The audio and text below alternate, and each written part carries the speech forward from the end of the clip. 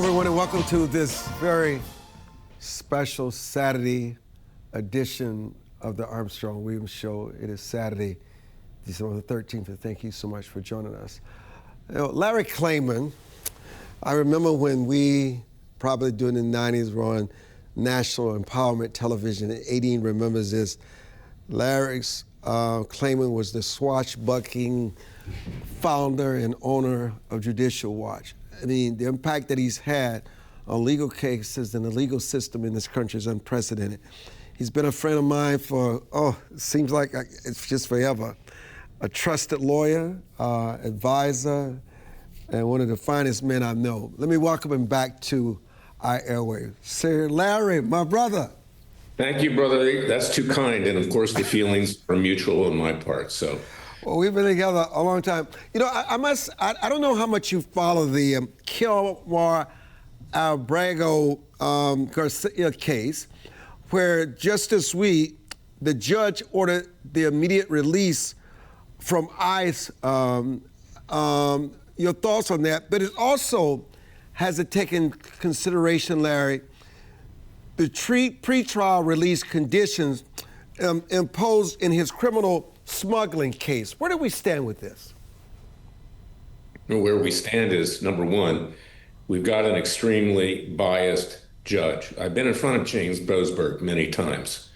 He is, frankly, so politicized that he shouldn't be on the bench anymore. This is a judge who recently, it was disclosed, signed 156 warrants to wiretap Republicans and conservatives.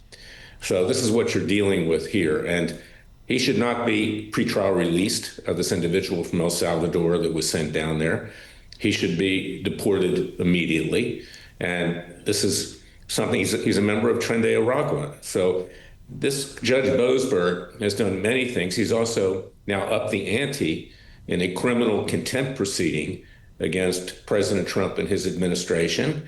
This is an individual going way back when who wouldn't allow for the release of photographs of the body of Osama bin Laden. Okay, so probably at the request of President Obama at the time.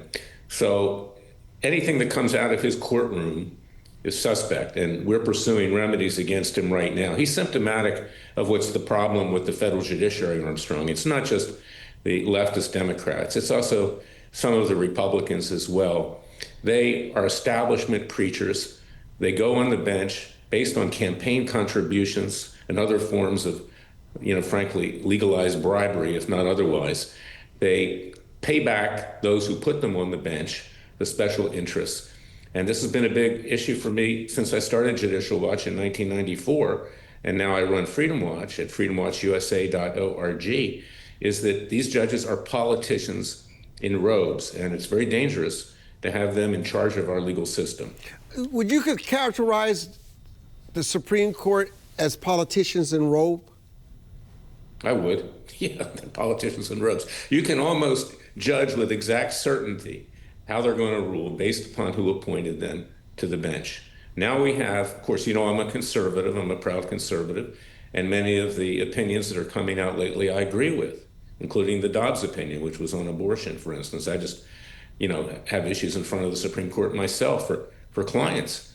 But the fact is that it is highly politicized, and we don't have a system where you get a decision based on the merits. I think, to be somewhat facetious, it would be better to have AI robots on the bench in many respects than what we've got as federal judges today. State judges are more accountable. There's issues there too, but they're generally elected. They can be removed. They're accountable to the people. The framers made a mistake when they allowed for what has now been incorrectly interpreted as life tenure. It's not. You serve for good behavior. And I actually have proposals pending. I'm writing legislation with Nancy Mace, for instance, of South Carolina, where we're going to remove absolute immunity from judges. We're going to come up with a way to choose judges based on merit, not on political patronage. Term limits, perhaps 2 4-year terms or 5-year terms, renewable for good behavior. Also, let's get insurance for judges like lawyers have, malpractice insurance. If you make a wrong decision or a grossly negligent decision, A lot of times litigants can't afford to take an appeal, so let's have arbitration panels compensate the victims. And then many of these judges that are on the bench, frankly, don't have their heads screwed on right mentally.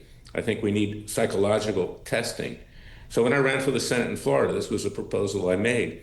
And it's a proposal that's still out there. But we've got to do something about these federal judges, because when you see a decision coming down, such as often happens with this Judge James Boasberg, all you have to do is Google that judge's name, look on Wikipedia or some other place, not that I like Wikipedia, it's very biased, but you see who appointed him or her, and you can now understand the decision. It's almost 90% certainty that that judge is ruling in favor of ideological interests of the president who put them on the bench. So let me needle you, riddle me here.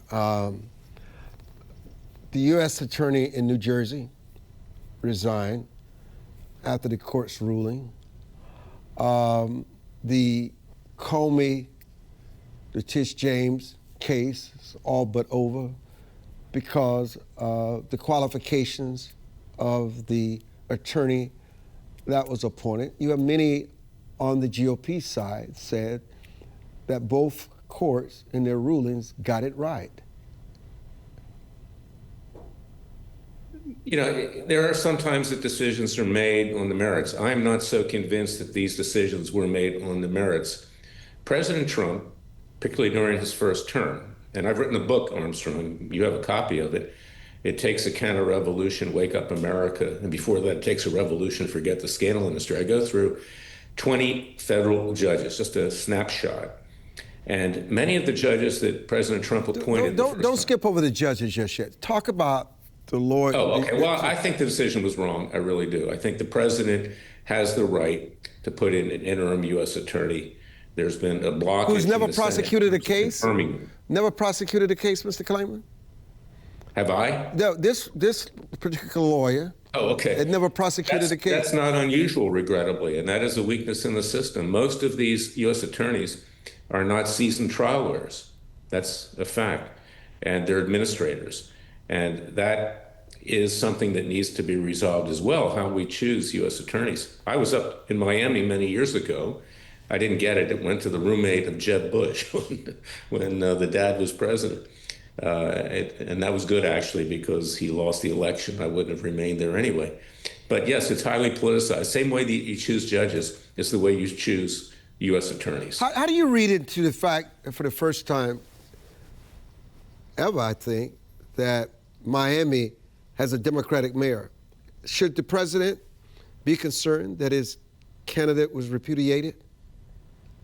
I think he should be, in many ways. This is a reaction. The demographics of many of these cities are changing. Miami was never terribly conservative or to the right, what you have there. And I love the Cuban community there. I've done many things on their behalf.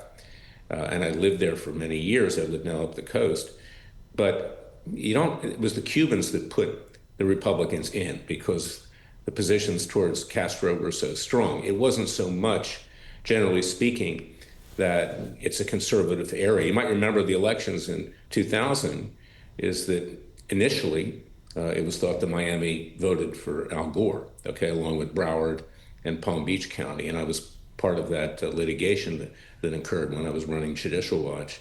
But Miami's never been that far right. It never has. So let me go back to the legal spirit. What is your reaction to Luigi Mangione changing his narrative? And now common is this in political pressure environments. They're trying to fight not to admit certain evidence. He's showing his personality. He has these young kids online, at the courthouse, protesting for his release.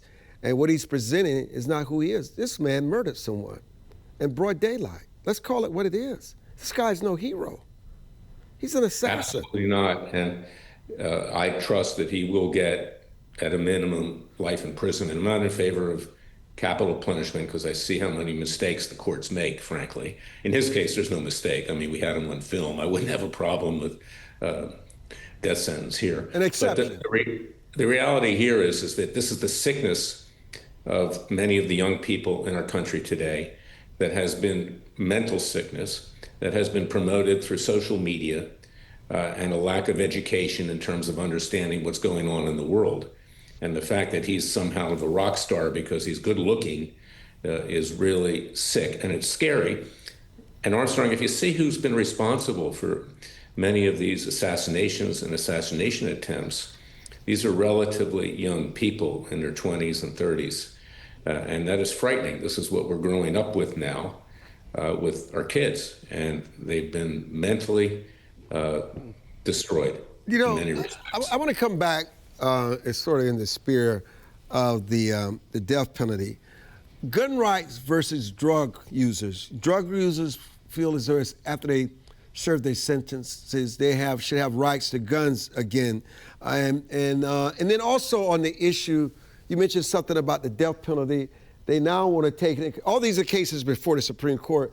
They're considering whether you have to take in the IQ scores of someone who's facing the death penalty. Both of these. That's ridiculous. No, that's not the test. The test is whether an individual knows what it is he's doing at the time, to put it simply. And these people know that they're murdering people. And, like I said, where there's an ambiguity, I'm not in favor of the death penalty. If it's an eyewitness or this or that saying that, people lie for whatever reason. But where you have someone on video, okay, and they're dead to rights, so to speak, committing a murder, I am in favor of the death penalty in that instance. Larry's coming back with us with much more. We'll be joined by Timothy Minella from the Goldwater Institute's Van Center for Constitutional Advocacy. This is the Armstrong-Williams Show, and we'll be back.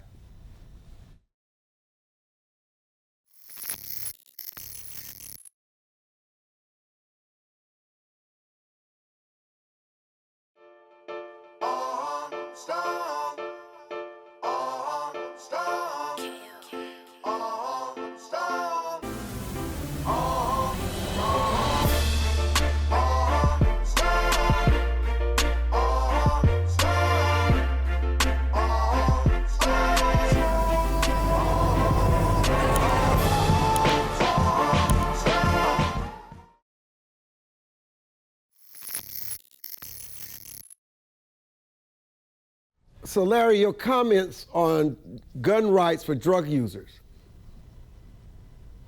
No gun rights for drug users. Okay, no gun rights for alcoholics either, Armstrong. Okay, so before we get to Timothy and bring him into the conversation, also before the Supreme Court are the president's powers to remove officials' authority, and also the president's authority over birthright citizenship. Your quick thoughts on both. The president teed this thing up. Whether or not he exceeded his authority in making that ruling or not, it's in front of the Supreme Court right now. Supreme Court will take it up.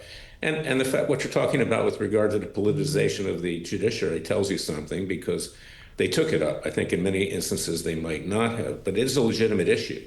And I think the president is right, is that if you're in this country illegally and have a child, birthright citizenship should not apply, because that part of the Constitution talks about within the jurisdiction of the United States. You have to have a child and be within the jurisdiction of the United States. If you're here illegally, neither you nor your prospective child is within the jurisdiction of the United States. I predict that President Trump will win on this issue ultimately. And also because of the politics. Okay. Politics, it really does influence the Supreme Court. And today, with the massive illegal immigration, with illegal immigrants killing people, maiming people, raping people, et cetera, in increasing numbers, they're going to be looking to reel in, this constitutional wives' tale that you could fly to Miami. This is an industry in Miami, getting back to Miami, from South America, at the point that you're going to have a child, have it in Miami, and then you've got an American citizen child. That should not be. So Timothy Minella, let me welcome you to the broadcast. Your report argues that academic journals are prioritizing ideology. I know Larry has a lot to say about that, but I'm asking you, how widespread is this problem today, Timothy? And welcome to the show. And then we've seen major controversies where the science changed from COVID to crime research. How does broken peer review contribute to this confusion? Yeah, that's absolutely right, Armstrong. And I do agree that it's widespread. You mentioned COVID. There was a very important paper that was published claiming that, well, it's clearly obvious from the scientific evidence that COVID was a naturally occurring virus that jumped from animals to humans. Who could ever believe that it was any different? Who could ever believe that it was a lab leak? Well, it turns out that that was a highly orchestrated paper that got through these scientific processes we're supposed to have to check for legitimacy and ethical behavior. And furthermore, that paper was used to shut down any discussion of any alternative explanation. It sort of whitewashed something that was a highly live issue that scientists disagreed about and created the illusion of consensus. And this is just one example of the abuse of the peer review process. I think another issue here, which is the subject of our report that we just released at the Goldwater Institute, is the politicization of, and frankly, the uselessness of a lot of the research. In the recent report we did, we took a look at one of the top journals in political science. And granted, political science usually isn't life and death matters about medicine or something like that. But in this journal, we found that it was basically taken over by a group of highly activist faculty that imposed their particular political agenda on this journal, going so far as to say that we're going to discriminate on the basis of race and sex. They promised to do this against the people who are seeking to publish their research in this journal. If you were a woman or a so-called scholar of color, your research would be automatically advanced in the peer review process. If you were not in those categories, your research would have to clear an initial round of review. And this is the kind of corruption and abuse of the system we see here, and we need to put in some reforms to fix it. Are policymakers and journalists relying on rigorously reviewed? And can you give us some real example from your report where a flawed or ideological paper shaped a public narrative? Yeah, not in my report, but a recent article came out about the retraction of a major article in Nature. Nature is probably the top scientific journal in the world. And for 18 months, they had promoted this paper that claimed there were catastrophic economic costs to climate change. That based on the projections in this paper, we were going to lose GDP by a significant amount if we didn't do something on climate change. 18 months later, a few days ago, they finally retracted that article as fatally flawed. But in many ways, it's too late. That argument in that paper that they call fatally flawed now was used as the basis of policy, saying that climate change is an urgent economic matter that we need to take drastic action on, or else we're going to suffer the collapse of our entire economy. That was completely false. And yet that paper shaped a lot of the policymaking, not just in the United States, but around the world. And so that's one recent example of how this can really affect public policy in a negative way if we can't rely on the scientific journals to do a basic measure of quality control here. Before I engaged Larry in on this conversation, because he has railed against this as well in conversations that we've had over the last year. But tell me, Timothy, how does biased research influence major debates right now? Elections, education, crime, public health, and the economy, and are taxpayers funding research that wouldn't survive a real peer review process? So as I'm sure you know, the federal government and different levels of government are major funders of a variety of academic research, and not just in the hard sciences. And so, yes, we are paying for a lot of this flawed research, and not just in science, in the social sciences, the humanities as well. But I think there's an even more important aspect here that a lot of people miss. And that's that the public universities in this country, the universities that are chartered by state governments or other levels of government, that are funded by government, where the salary of faculty are paid by tuition dollars and taxpayer funds, a big part of their job description, the faculty members at public universities, is to do research. And so even if the taxpayers are not directly funding a particular project in science or another discipline, they are often indirectly funding this research by paying the salary and giving these professors time away from teaching to do this research. One of the things this report finds through our review of this major journal in political science is a lot of this research is a joke. And a lot of this research is being put out by prominent professors at major public universities, the universities of Michigan, Ohio State, the University of Mississippi, etc. And so the taxpayers have an interest here in taking a look at this research and deciding, is that what we want to support through our tax dollars? I think in many cases, if you go look at this report, your conclusion will be no, this stuff is not worth supporting.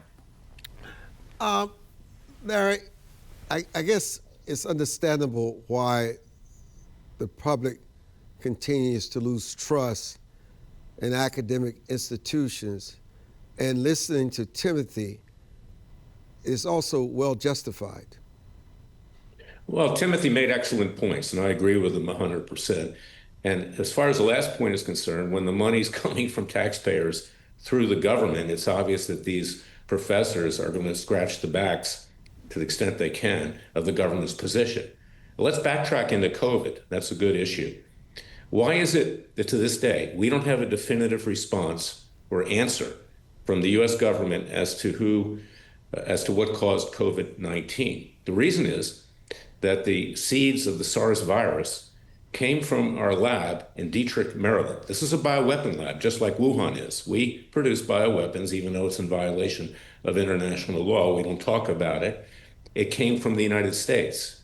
So ironically, although the Chinese are responsible, I have a lawsuit in Dallas, Texas that the judge is sitting on because he's scared of it for several years against the Wuhan lab for releasing what in effect was a bioweapon. It's been covered up. And the government doesn't want to come clean that in fact we were part of it. During the Obama administration, Dr. Fauci handed over the SARS virus to that lab, and there was a $2 million grant given to the Wuhan lab to do research. So this factors into what our guest is saying right now, is that it's highly politicized in many respects. Research with regard to the government that funds it, and these individuals who, give their opinion on various matters and write papers that go in journals, medical journals. They're scratching the backs of those to pay their freight. Timothy, when viewers hear research shows in the news, what should they question first? And then also, what are reforms that are necessary so academic publishing serves the public interest and not these obvious political agendas? Yeah, it's a great question. And I think, unfortunately, these days, as a citizen, I don't have a shortcut way to get around this. If you hear on a news article that research says X, Y, and Z, I would say that you need to take a look at the actual article that is being referenced there, and you may need to get some help from, I don't know, this doesn't always work, but it might be a start of ChatGPT or something like that to try to parse out what the article is actually saying. Because I've seen it over and over where the headline grabs you, the headline is very compelling, but when you look at what the paper actually says and the way they make the argument of this is what our data shows, it is not as significant, certainly not as compelling as you thought it was from the headline. And so this is why this matters, is there's a lot of complicated stuff in the world where we need experts to guide us through what it means and what the data says. I don't pretend to have the answers to all these complicated questions. But when our institutions that are supposed to produce expert knowledge are politicized, that results in a lack of trust in science and other fields, which is really problematic. And let me just say one other thing about how we start to fix this. I think one thing we need to do is we need to look at what are taxpayers paying for with the faculty at public universities and the research they're doing. To give you just one example, in this top political science journal that we took a look at, there's an article in there on the politics of superheroes, where the author spends an entire paper discussing how different superheroes represent different aspects of politics. And this author says that the character of the Punisher is an important emblem of quote unquote white male grievance. What? This is the kind of top level research that's being promoted and published in this journal. And so we need to take a look at ways to say, you don't just get a blank check as a faculty member. If you want time off for research, time off from teaching, your responsibilities to do this kind of research, like the politics of superheroes, you have to at least get approval of that from the governing board. And that's what our reform from the Goldwater Institute seeks to do. Timothy, it's a pleasure having you on. Is there a website that our audience can visit? You can find us at goldwaterinstitute.org. Larry, I didn't know you were a white Punisher. I learned so much about you every day listening to Timothy's research. It's crazy. There's a lot of crazy. Yeah, the last time I checked, I'm white. So. Yeah, very, especially that hair. But anyhow, my friend, both of you, thank you so much for joining us. When we return, we're going to talk about the economy with Jordan Goodman and Logan Delany. Much more. Don't go away.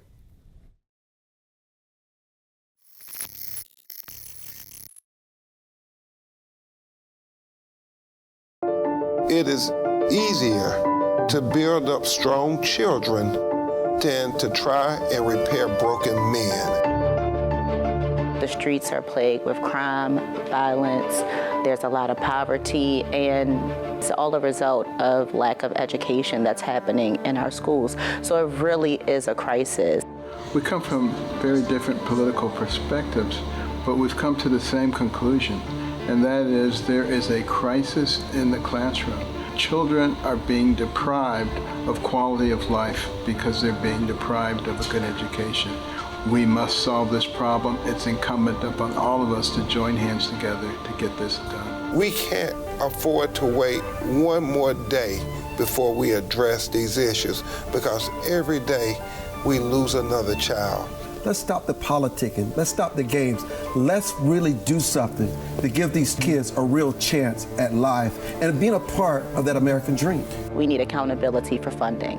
Many of the districts where you're seeing very low test scores, students graduating with very low literacy and math comprehension rates, they are receiving a lot of funding. So where is the money going where our kids aren't being adequately educated?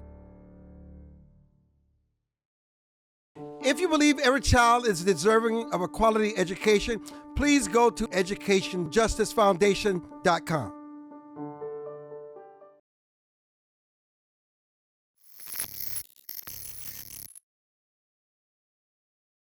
So we want to welcome Logan Delany back to our broadcast platform to discuss the U.S. economy. Logan, welcome back.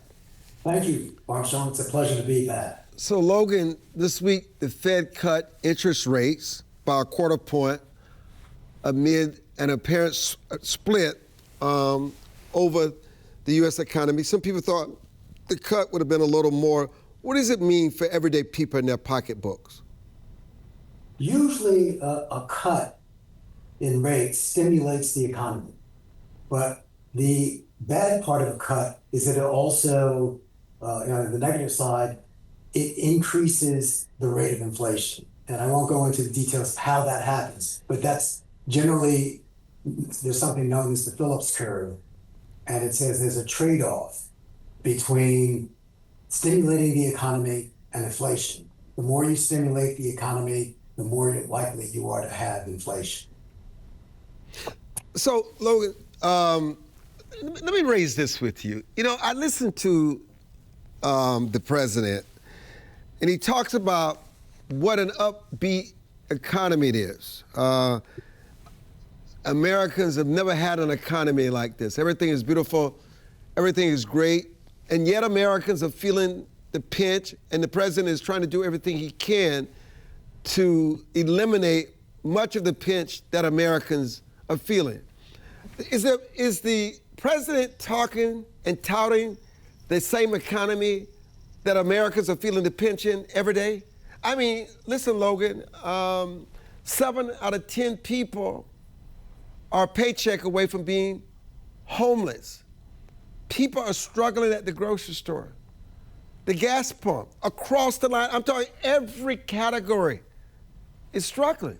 People are losing their businesses. People are being laid off. And Logan, I think these job numbers are overstated. You know, I don't know whether the job numbers are overstated or not. You know, on the one hand, you know, there are a lot of illegal aliens here who are skewing the statistics one way or the other. And I'm not quite sure how that's working, because they often evade the statistics. You know, if you're here illegal, you don't want to be counted when the government man comes by. But I agree with you. There are a lot of people hurting in the United States right now. And the economy is a very sensitive thing. And as you know, economies run in cycles. We have booms and we have busts. And one of the unfortunate things about capitalism, but it's also one of the things that makes capitalism vibrant, is something called creative destruction. Mm-hmm. And that is when the economy is doing really well, if you have an inefficient business or you're making buggy whips, like at the beginning of the 20th century, you're probably, you'll survive, but you won't survive for the long term. And busts are a way of bringing out a reallocation of resources. So you stop making buggy whips and start making car horns. How does, Logan, monetary policy affect everyday Americans, and what risk does the Fed face if it moves too fast? Okay. The basic risk, when you lower the interest rates, if you are borrowing money, short-term money, your borrowing is less. So you can borrow more and it costs you less money.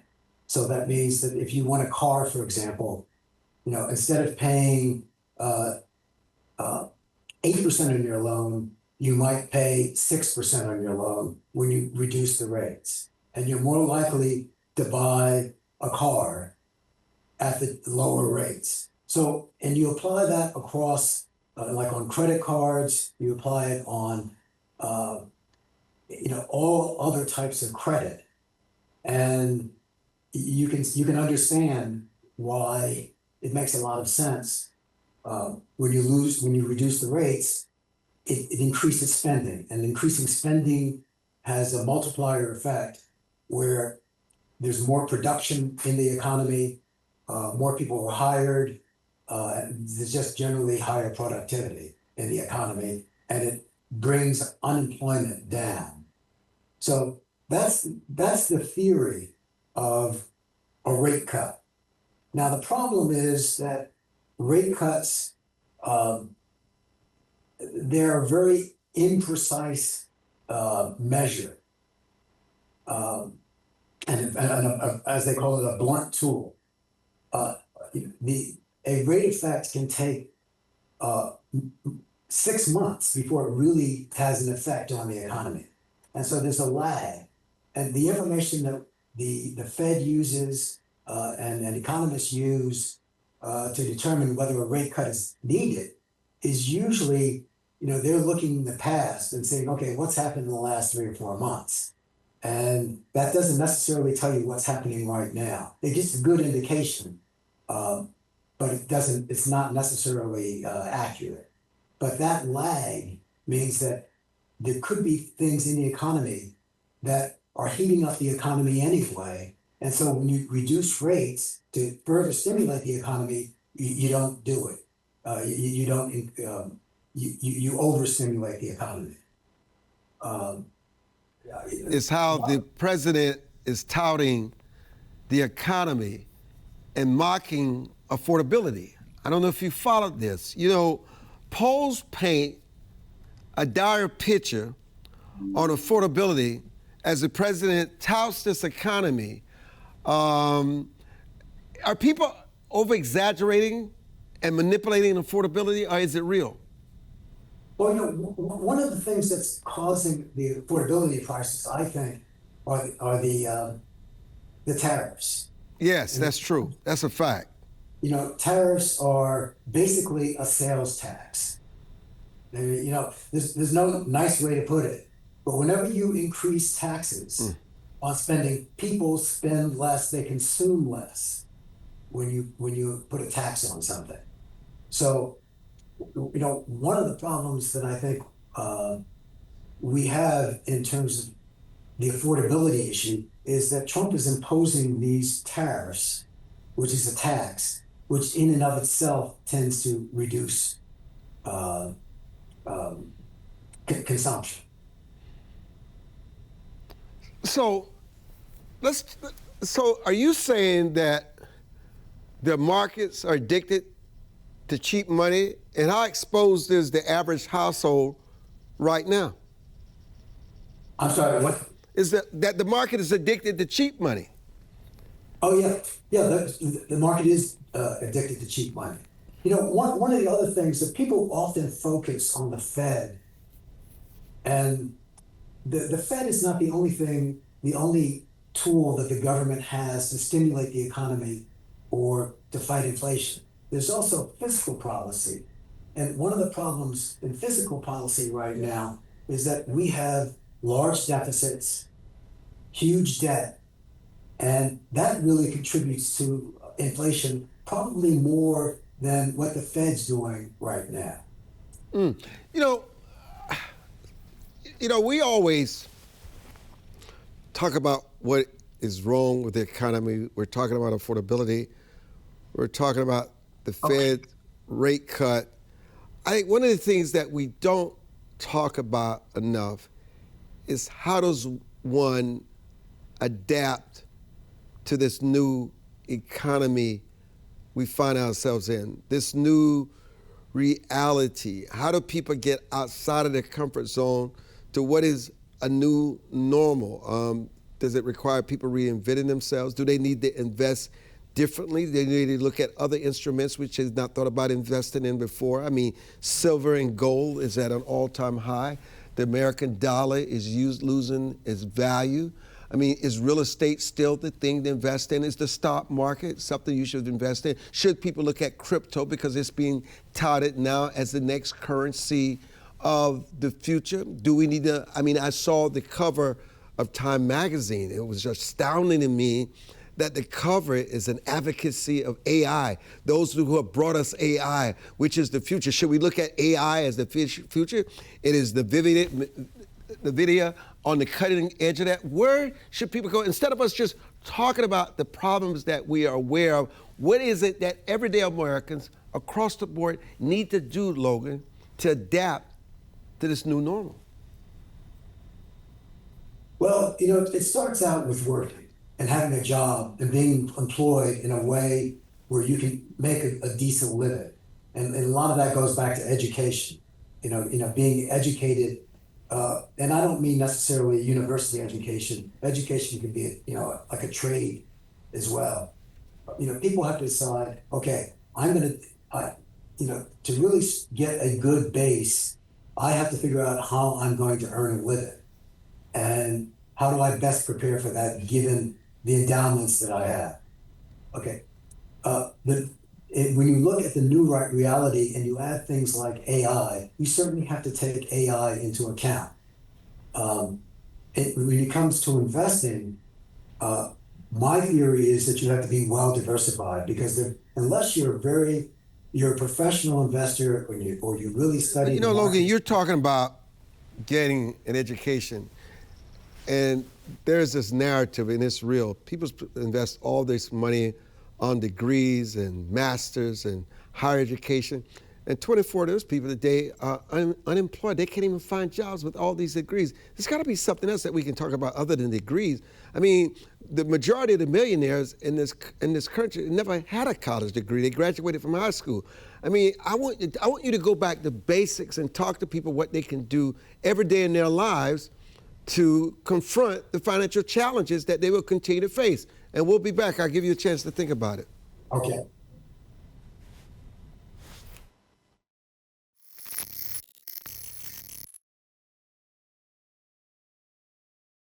As a home buyer, you need a lender who cares about your home ownership dreams.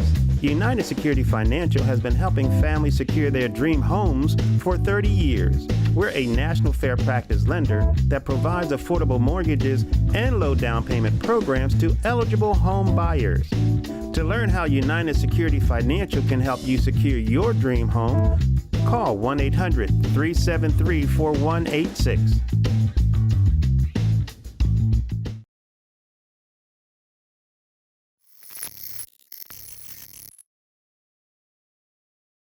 So, Mr. Delany, answer that question. Jordan, I'm glad you decided to show up. Welcome. There he is. Great to be with you, Armstrong. Yeah, go ahead, Logan.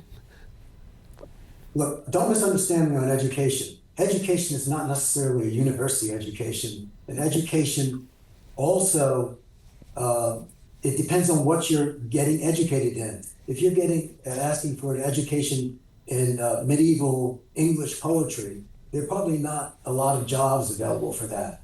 So if you're going to spend the money, I would get a STEM degree, or just recognize that it's not, your education is a consumption item and it's not going to help you.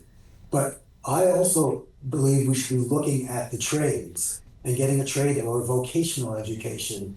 You know, when you spend a lot of money, and one has to be careful and look at, what are the prospects, and whether that's, being an electrician or a plumber or a programmer, or, there are a lot of other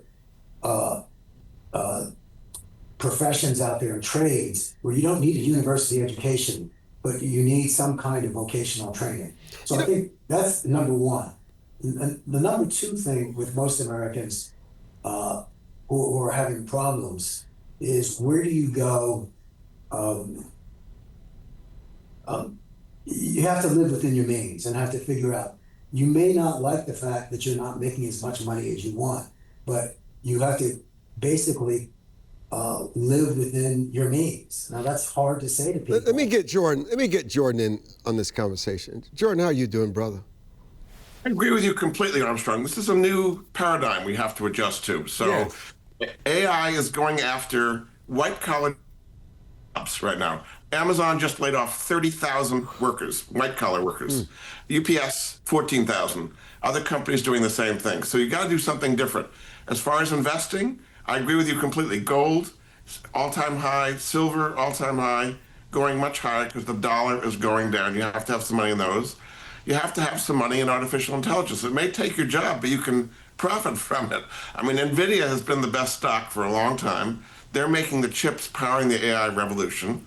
And all the other companies, Microsoft, Google, Facebook, and the companies supplying the AI revolution, like electric utilities, that's where you're going to make some money. That's what happened this year. That's going to continue. So it's not the same world we grew up in at all, Armstrong. Here's what I'm curious about, Jordan. In my lifetime, and I'm pretty young, if I must say so, I feel that way. It has always been the case of the haves and have-nots. There's no economy for the poor. We're losing the middle class. The rich continues to get rich and richer. But it seems like what we neglect sometimes is not that the rich gets richer. Those that willing to create and take the risk squirrel away and save up a little that you can invest in some of these stocks or invest in some idea whether it's a new app or you bring something to the marketplace that is necessary and people will come to that better built mousetrap. It seems like even though we talk about as if the sky is really falling now because of the tariffs and everything else, it seems that we always have these conversations all the time. But I agree with you. I agree with you that the people who are innovative, I mean, today in a certain way, it's the easiest time to start a small business because you can go online and get it out immediately. I'll just give you some examples. YouTube influencers, okay? They sit at home and talk about recipes or whatever they talk about, and they have followers, millions of followers around the world. They attract advertisers, and they can do very well. These are things that weren't available in the past, so you have to kind of adapt to the environment and what's available today. And George, you know, when I started buying real estate in the 90s, the interest rate I was paying was 13%. Yes. People don't remember that. 13%. And we were buying a lot of houses. It's about whether or not you're willing to test the risk. Because listen, people have to learn to adapt. And not only adapt, but to see an opportunity and take advantage of it. Right. So in real estate market's changed a lot. Right now, the real estate market is quite weak in most places for several reasons. The prices have gone, it's unaffordable for a lot of people. The interest rates are maybe 6% or so they're much higher than they used to be. And property insurance has gone up dramatically. So it's a different ballgame than it had been in the past. As far as rental real estate, a lot of the big companies on Wall Street are buying huge entire neighborhoods and renting them out. So you're competing against hedge funds and private equity funds in Wall Street that have unlimited money to buy rental properties. So it's a very different market than it had been in the past. Logan? No, I agree with Jordan. It is very different, but my philosophy is take your money that you're able to save and make sure you have a well-diversified portfolio, because none of us can really see the future. Well, you know what? Some of us kids, we don't need to see the future. We just need to see our future. You're right. There's a difference. I don't need to see somebody else's. I just need to see mine. Yeah. So take control. You know, a lot of people are passive. People going through school are taught to be employees and not owners and not entrepreneurs and not business people. That's where you're really going to make it these days, is coming up with an idea that can be spread quickly over the internet where you can do very well. And I agree completely with Logan that the trades is where the action's going to be. All the baby boomers that have been electricians and plumbers and pipe fitters and all of that, they're all retiring. And there aren't close to enough younger people coming into those trades. You learn at a community college or a trade school, and you can make a good income and have something very valuable. You got to think that way, not just go to college and get a wonderful education, but not have something you can do with it. So Logan, what are, obviously STEM will always be critical, the science, the technology, the engineering, the math, but you talk about trades, are there trades that you would encourage people to pursue? Yes. I'll give you a good example. As you know, Armstrong, I have a factory in the United States where we actually make things. Yes. Try hiring a machinist. Try hiring a tool maker. Try finding, the skilled labor, skilled electricians who really understand how to make things. Okay, there's a big demand for that kind of service. And as a matter of fact, we're bringing people over from South Korea to build a semiconductor factory because we don't have the Americans with that basic vocational skill of how to make the machinery and the tooling and to set it up. Sometimes you hesitate. I still think you're going to. Jordan, I will tell you this. There's nothing new under the sun. You look at all the people that have lost their jobs through government layoffs. A lot of people retire. And, some people just, their rainy day fund has run out. People are really afraid. I mean, you've got these healthcare costs about to soar, thousands of dollars because of the Affordable Care Act. There's just got to be something in the economy that people are not paying enough attention to that they can take advantage of. Well, I think it's entrepreneurial activity because just relying on somebody for a job where you get a paycheck, you're exchanging your time for money doesn't have a lot of upside to it. What has upside to it is an entrepreneurial venture of some kind, which again can be done online. Let me tell you something. Let me just tell you, I think we all can agree on this. Being an entrepreneur is not easy, brother. It is not easy. And we're not trained for it. We're not trained for it. That's exactly right. And you know, our boss is the marketplace. It can be vicious, but it also could be kind, but it can also shock you in a good way. So, oh, wow, I didn't see that coming. It can be very generous. Can be very generous, but you got to be prepared for it.